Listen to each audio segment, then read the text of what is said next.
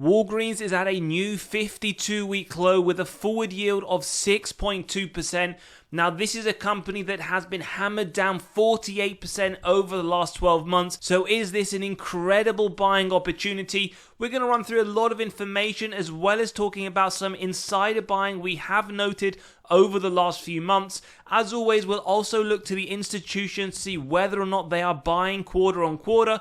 We'll also talk a bit about another dividend cut, a potential one coming with a dividend score 30 looking to be unsafe. We'll run through the underlying metrics of this company as well, whilst also looking at their quarter 2 results for 2024 to understand if they are progressing very well and making this a very strong company to consider. We'll also look at their increases to their top line revenue as well as their bottom line net income, and also importantly consider the health of this company, their total cash versus their total debt. And important as well to this company, we want to run it through the valuation model. We want to get to our own intrinsic value. What is our acceptable buy price of Walgreens given our margin of safety, and see what is the forecast that Wall Street are anticipating over the next 12 months. So firstly, let's just talk about the historical part of this company, and we do note 3 hold ratings, so that is Seeking Alpha, Wall Street as well as Quant.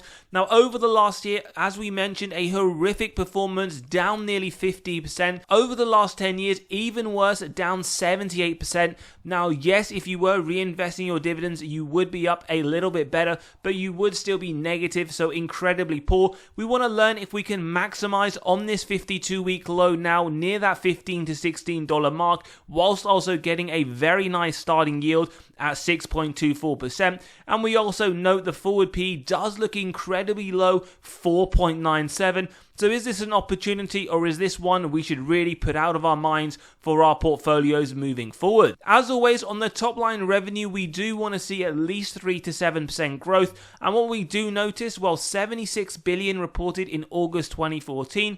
Latest annual accounts, August 2023, 139 billion. So in actual fact, they have nearly doubled their top line over the last 10 years. But what we can see on a more graphical basis, it has pretty much flatlined when we do take a look from around 2018. Very minimal growth, in fact, over the more recent period. And we can, in fact, see it has decreased some years as well as increasing significantly others. So pretty inconsistent, but we will look at the last 10 years on a percentage format too. In terms of their bottom line net income, what story does this tell us? Well, under 2 billion in 2014. They made a net loss in 2023 of around 3 billion. So we can see the inconsistency doesn't just start and stop at the top line, but also their bottom line net income year on year. There is a lot of inconsistency with this company. Doesn't mean it's a red flag. There could be an opportunity, a very strong value, but let's dig a bit deeper. In terms of their cash versus their total debt, 2.6 billion cash in 2014, 676 million in that latest quarterly report. So they don't hold that much cash compared to the last 10 years. And again, a lot of inconsistency over the last 10 years. Some years they have a very large cash balance like 2016. But ultimately, in the more recent year that is relevant to us, it is very small in comparison. Now, 676 million cash in isolation doesn't mean anything, but when we do compare it to their total debt, we see it has grown astronomically, 4.5 billion in 2014, 34.6 billion in that latest quarterly report. That is a very large increase. And what we can see over the longer term, it has been trending upwards. In fact, the last 4 years, they have had a very large amount sitting on there. And that is why, as we will discuss later, we had that initial dividend cut this year. So in terms of their earnings, how have they performed? Quarter on quarter, we do like to see. Now, their latest quarter, Q2 24, which we'll touch upon on their investor presentation, they did in fact beat on the earnings per share, a great sign. However, when we look at the historical performance, over the last 4 years, they have a 50% track record of beating. Nice to note, however, the last 2 quarters, they have beaten. In fact, you have to go back to Q4 of 2023 to see the latest miss. And forward looking, what we do note is they do anticipate 2 of the next 4 quarters to be down on a year-on-year basis. Negative 27% as we can see in Q3, low single-digit increase to Q4, mid to Q1 25, and Q2 2025 down double digits. So a lot of inconsistencies there. However, However, do bear in mind a few factors. One, their forward P is very low. We can see here their earnings per share estimate for 2024 will give them a forward P of just under 5. And whilst we do see their earnings per share in fact lower in 2025, we can see a forward P anticipating around 5.02. So lots to consider, so let's keep moving on. The next thing we want to look at is their valuation grade, and they get an A+. Now again, a lot of the metrics that we cover in isolation do not mean you should invest or you shouldn't invest. It is part of the wider analysis that we do. So what we can see here on a P non-GAAP forward basis, 4.97 with the sector median 17.74, so it is trading at a discount of around 72%. Now, in reality, that doesn't mean much if we don't know what the other companies are looking like in terms of their other numbers, but this is just a comparison against competitors on average. When you look at other valuation methods, again, they do look fairly strong. Price to cash flow on a forward basis, 3.71, 12.3, so they are again trading at a discount of around 70%, but it does depend on what type of valuation methods you use. The information is there if you do want to include it in your own analysis. Overall though, an A+, as we can see. When we move on to the growth grade, well, they get an F overall. Let's dive a little bit deeper in there. 8.48% in terms of year-on-year revenue growth. Sector median, 2.29, so that is a positive to take. Forward looking, low single digit, 4.35, marginally better than what the sector is anticipating. In fact, 12% better. When we look at other metrics, we do see very poor in comparison. One thing that I want to point out here is one that we like to draw your attention to. The earnings per share on a forward basis over the next 3 to 5 years, they're expecting a decline of -4%. As we can see here, sector as a whole 8%, so a lot better and positive as opposed to negative. Again, other metrics if you want to include, but as we can see, for the growth grade, they do get that F, which is a very poor, if not the worst rating to receive. Profitability, not great either, a D rating. So why is that? Well, gross profit margin, remember trading 12-month basis, TTM, sector median around 35%. On a bottom line basis, well, they did report a net loss, hence the -4%. 4.86 for others in the sector, so not great at all. And when we do compare the cash from operations, 101 million, where others around 857. So not a lot of positives so far, and we can see in summary for this part of the episode, a triple hold rating, an A+ on the valuation, an F on the growth, and a D on the profitability. We then move on to see how they've performed against others in the industry. There will be no surprises here with this. We have others in the drug retail, as we can see here. When we compare it over the last year, over the last 12 months, -44. Now this includes reinvesting those dividends. But one thing I would take from this, quite a lot in the industry as a whole have performed very poorly this year. In fact, out of the 6, only 2 have returned a positive result. When we expand it over the last 5 years, well, Walgreens are very poor, and what we can note, all the other ones have in fact returned a positive result. When we expand it over the last 10, again, like I said at the beginning of the episode, it will still be negative even after reinvesting. Very, very poor, with only 2 out of the 6 returning a negative to your investment. But again, remember, look, past performance is not an indicator of future performance. If we go through this analysis and we identify this as a very strong performance over the next 10 years for the portfolio, it could be one to consider for a buy. Now, before we discuss the dividend safety and underlying metrics, let's take a look at some insider buying we have noticed. And insider percentage is very high for a company that we're reviewing on this channel, 17.4%, 5 instances of insider buying over the last 12 months, 2 instances of insider selling, with essentially double the amount of buys that we see in terms of sells over the same period. So Q2, the more recent quarter, 170,000 worth of buys. So that is a very bullish signal, although you could argue the amount is minimal.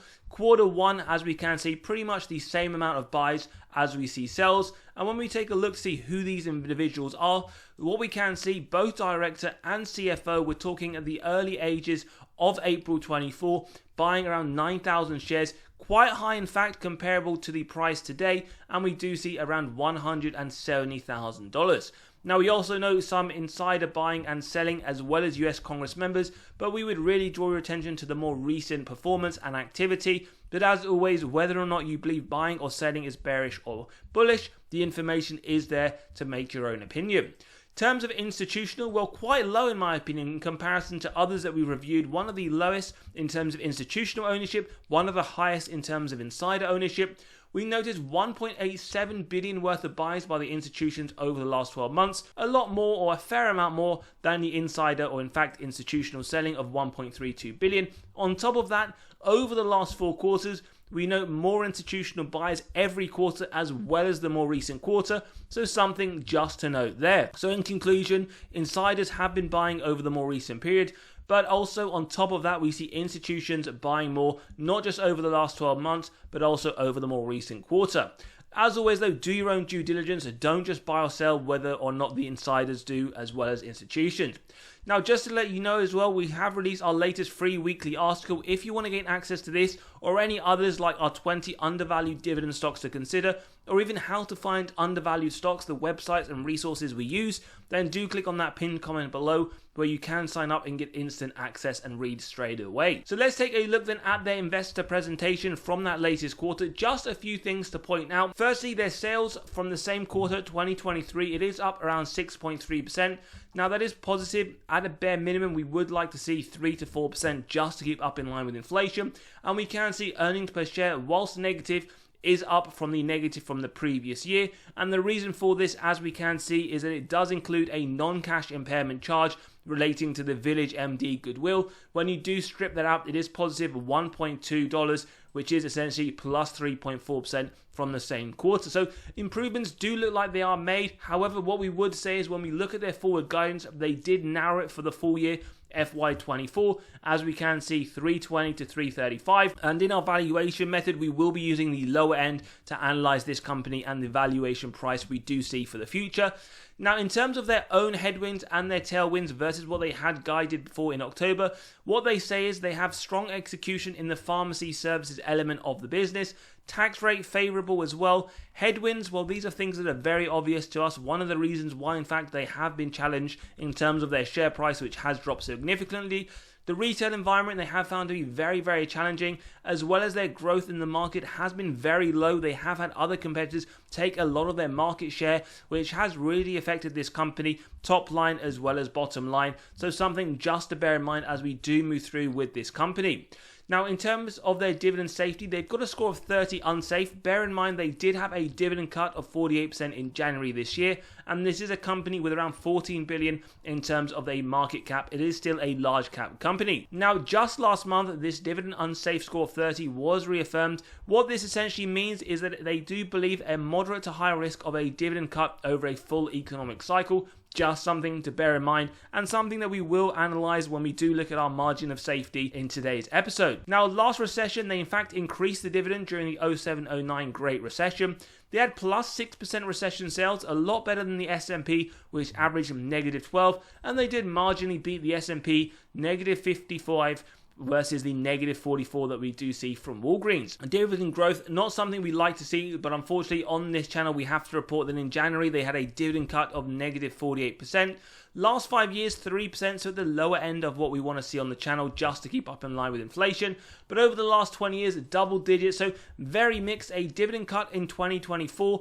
In fact, over the last 5 years, 3%, but over the last 20, double-digit increases to their dividend. So hopefully, over the longer term, this is something they can bring back, although at the moment, that isn't looking likely. And due to the fact they did have that dividend cut in January, they are reset now to 0 years of consecutive increases. Now, in terms of dividend yield theory, for those that are new to the channel, I say that a company is undervalued when the current yield sits above the 5-year average. So we have one sign in today's episode, another sign, the forward P at the lowest it has been over the last 5 years, 5.6 with the 5-year average of 8.5, and also it is significantly lower than the consumer staples of 18.5. Just bear in mind, we're not looking at any one of these models in isolation or singularity, and will conclude towards the end. Free cash flow payout, as always, we do prefer this. Do draw your attention to this than the earnings. Reason for this, earnings is susceptible to manipulation by management through accounting.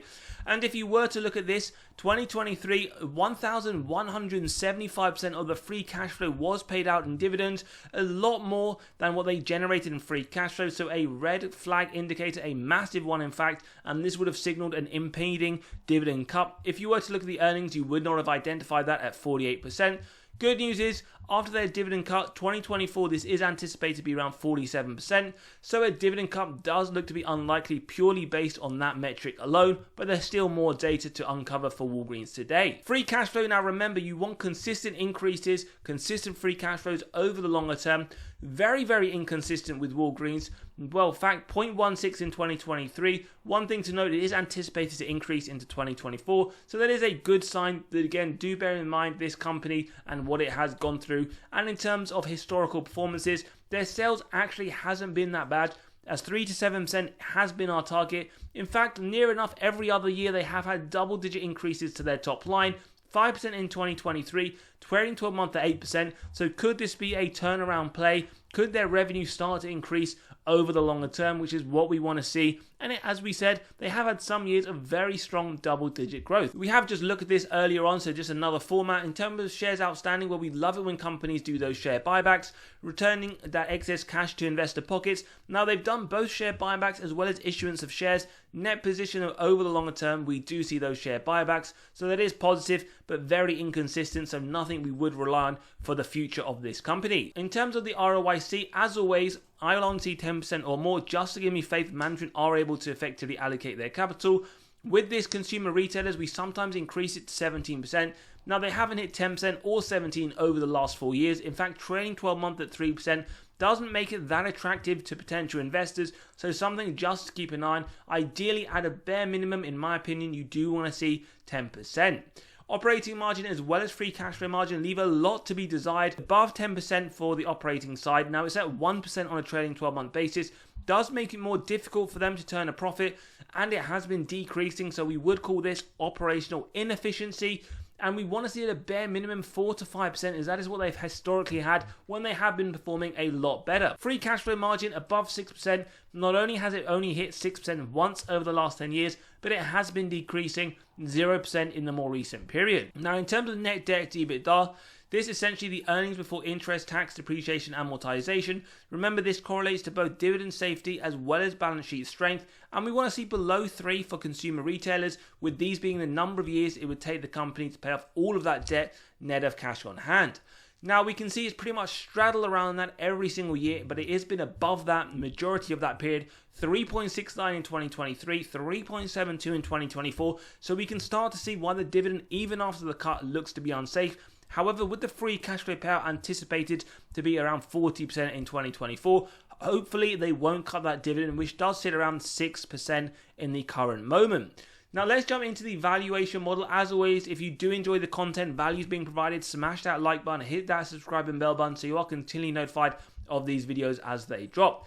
So the first model we're using, Graham's valuation formula, the stock ticker symbol, the earnings per share, long-term growth rate, AAA corporate bond yield, does give this essentially an intrinsic value of 1881. So we have our first undervaluation signal with the market price around $16. Just bear in mind, we're not looking at any of these models in isolation. Now, the second model we would typically look at would be the multiples valuation. However, it isn't relevant for Walgreens given it is trading significantly lower than the sector, so it would skew these numbers off a lot. So the second one we're looking at is the dividend discount model. Now, they have just had a dividend cut, as we mentioned, in January. Average growth due to the cut is negative 8%. Now, we do believe at the moment it does look safe as long as they can keep that debt level under control. We do see the payout is anticipated around 40%. So we've gone here for maybe a conservative 2.75% over the longer term.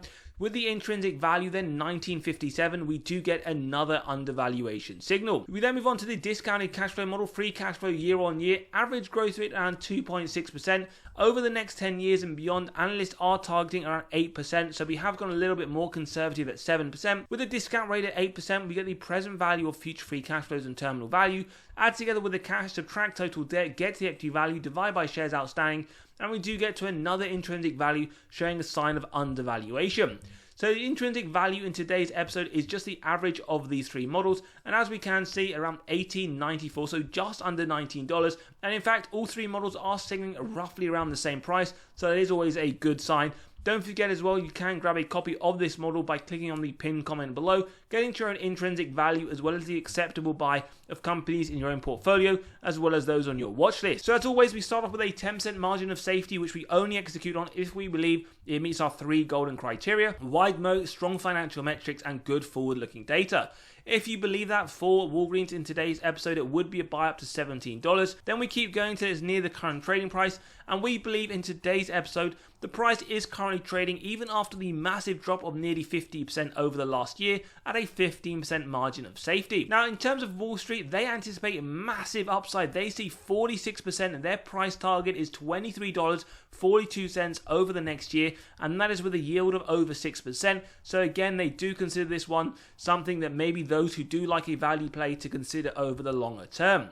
As always though, do let us know your thoughts in the comments below. Personally, for me, this isn't one I am looking to add to the portfolio. It is quite an interesting case study. The price has come down significantly over the last year, right now at a new 52-week low, around that $16, $15.98 mark. Then again, the metrics did not show any signs of a turnaround in my opinion, bar the sales numbers. So if we do see the sales improve, margins get a little bit better, then it can be one we can look back at again later, especially with the ROIC very, very low. However, I would be interested to hear your thoughts. Maybe this is one you are banking on to be a turnaround play.